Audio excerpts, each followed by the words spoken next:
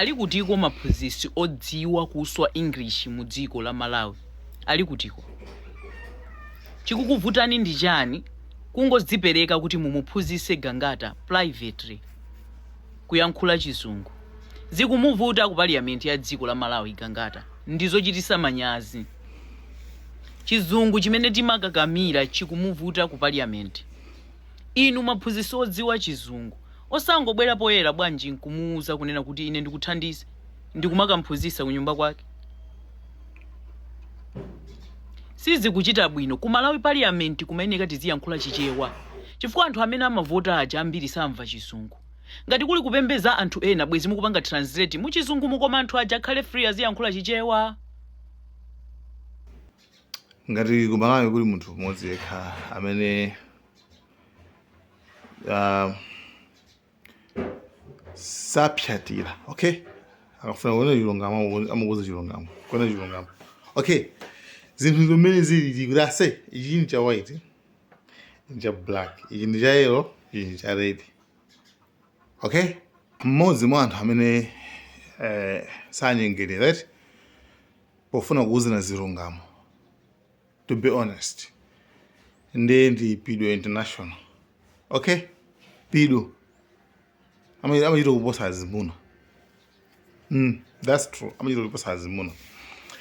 Yeah, so issue yokuza ndi Gangata. Issue yokuza ndi Alfred Gangata. Mukamvetsera bwino. It's like I wanna kuti since okay, sizofunikirira kuti tiziyankhula Chizungu. Sizofunikirira kuti tiziyankhula Chizungu parliament. Why? Chizungu chinchatsa munda. Ineso ndimaonjezaso pena. Kwanena kuti zinthu zambiri zimalivuta kumvetsa kwambiri. Chifukwa yani? Chifukwa kuti chiyankhulo cha Chizungu pena pake chimaphimba zinthu. You understand? Tieni tiphunzire Chizungu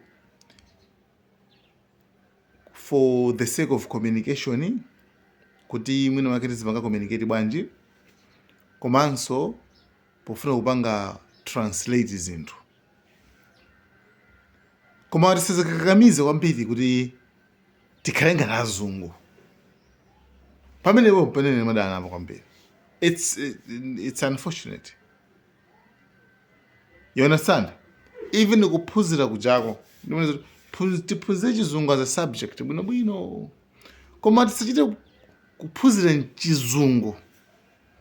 Panapa anthu ambiri fe Amalawi ambiri naphunzira Chizungu, koma zimene tinaphunzira Chizunguzo Chichewa sitingazilongosole. Nkangoloweza basi. What is agriculture? Agriculture is for people's use. That's all. Tamasuli bwino amwena ayisindudziwa Chizungu. Right? Chizungu pene wakakulakulu. Tinachitenga udyo. Tinzafika point yona kuti munthu ungayankhula Chizungu ndi wophunzira. Munthu ungayankhula Chizungu ndi wanzeru. Chizungu ndi yani kulakulu? It's a language, guys. Ndi chiyankhulo chokha, chiyankhulo basi. So Pido akunena kuti it's fine. Tamvana. Okay, it's fine kuti chabona mufuna mwakakamira kuti muyankhula yani? Mukuyankhula mufuna musangalatse nake. Then munthuyu mphunzitseni Chizungucho. That's all. Munthuyu mphunzitseni Chizungucho. Sana munyoze. Right? Sana munyoze kuti tsama ta Chizungu. Koma kubweza solution.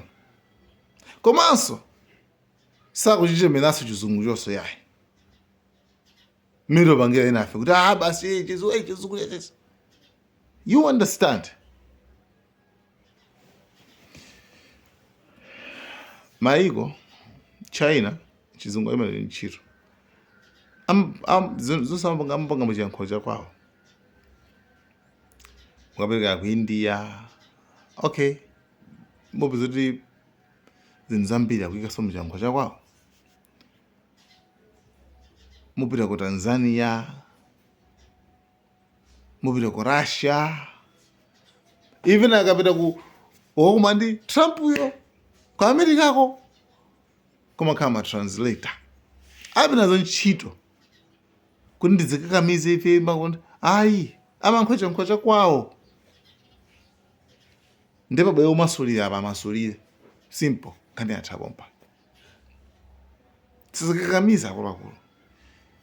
Chiyankhulo cha utsamunda sichikakamire kwambiri. Right?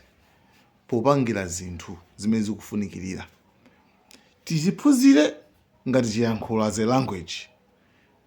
Koma tisaphunzire ngati chinthu choti ndichofunika kwambiri guys. Thank you so much Malawi Cameras.